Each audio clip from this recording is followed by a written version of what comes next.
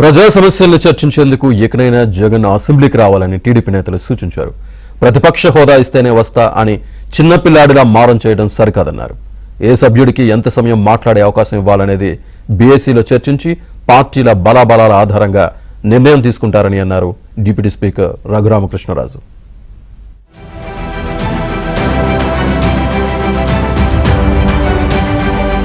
శాసనసభకు హాజరుపై assembly rules లో స్పష్టంగా ఉందని ఏపీ డిప్యూటీ స్పీకర్ రఘురామకృష్ణరాజు అన్నారు. వైసీపీ అధ్యక్షుడు జగన్ ఆ పార్టీ ఎమ్మెల్యేలు దాన్ని పాటించాలని సూచించారు. అసెంబ్లీలో పార్టీలకు ఎంత సమయం కేటాయించాలనేది ఆయా అంశాలపై ఆధారపడి ఉంటుందని చెప్పారు. బీఏసీలో చర్చించి పార్టీల బలబలాల ఆధారంగా నిర్ణయం తీసుకుంటారన్నారు. స్వతంత్ర అభ్యర్థి ఒక్కరు ఉన్నా అవకాశం ఇస్తారని రఘురామకృష్ణరాజు చెప్పారు. వైఎస్ఆర్ కాంగ్రెస్ పార్టీ అధ్యక్షుల వారు, వారి సలహాదారులు, ప్రస్తుత శాసనసభ్యులు అందరూ కూడా ఆ రాజ్యాంగంలోని 190 with in the brackets 4 rules of procedure and conduct of business of AP assembly under 187 with in the brackets 2 ఈ రెండు చూసుకుంటే మరి ఎవరు ఎవరిని తప్పుదోవ పట్టిస్తున్నారు, ఎవరు స్పష్టంగా ప్రజలకి వివరణ ఇస్తున్నారు అనేది అర్థమవుతుంది. ఎందుకంటే ఇది చెప్పటం నా బాధ్యత. పులివెందుల ఎమ్మెల్యేగా జగన్ అసెంబ్లీకి రావాలని ఏపీ మంత్రి వంగలపూడి అనిత అన్నారు. జగన్ అడగగానే ఇవ్వడానికి ప్రతిపక్ష హోదా చాక్లెట్టో బిస్కెట్టో కాదన్నారు.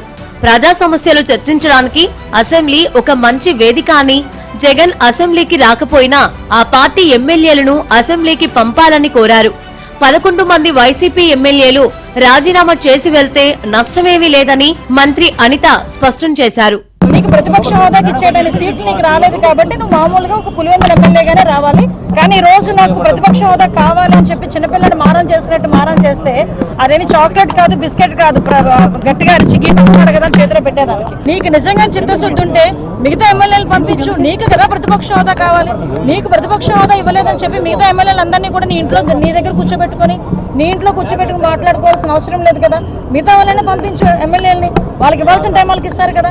ఇప్పుడు ఆయన రమ్మని చెప్పాము, అసెంబ్లీకి రెండరా అన్నాం, రామన్నాం, అసెంబ్లీ ఆగిపోయిందా? ఆగలేదుగా. ఈరోజు 11 మంది బయటకు వెళ్ళి రాజీనామా చేస్తారంటున్నారు, వెళ్తానంటున్నారు, వెళ్ళనేయండి. ఎవరి నమ్మకం వాళ్ళది, మా నమ్మకం మాది. ఎమ్మెల్యేలపై అనర్హత వేటుకు సంబంధించి జగన్ ప్రశ్న హాస్యాస్పదమని టీడీపీ సీనియర్ నేత యనమల రామకృష్ణుడు అన్నారు. వరుసగా 60 రోజులు సభకు రాని ఎమ్మెల్యేలపై అనర్హత వేటు వేయొచ్చని చెప్పారు. అంతేకాక తదుపరి ఎన్నికల్లో పోటీ చెయ్యాలా వద్దా అనే విషయంలో కోర్టు నిర్ణయం మేరకు నడుచుకోవాల్సి ఉంటుందని యనమల వివరించారు. అసెంబ్లీకి రాకుండా రాజ్యాంగం ఇచ్చినటువంటి అవసరాలను ఉపయోగించుకోకుండా, అవకాశాలను ఉపయోగించుకోకుండా బాయ్కాట్ పర్మనెంట్ గా చేయడం అనేటువంటి డెఫినెట్ గా డిస్క్వాలిఫికేషన్ కింద వస్తుంది ఆఫ్టర్ కంప్లీషన్ ఆఫ్ 60 days.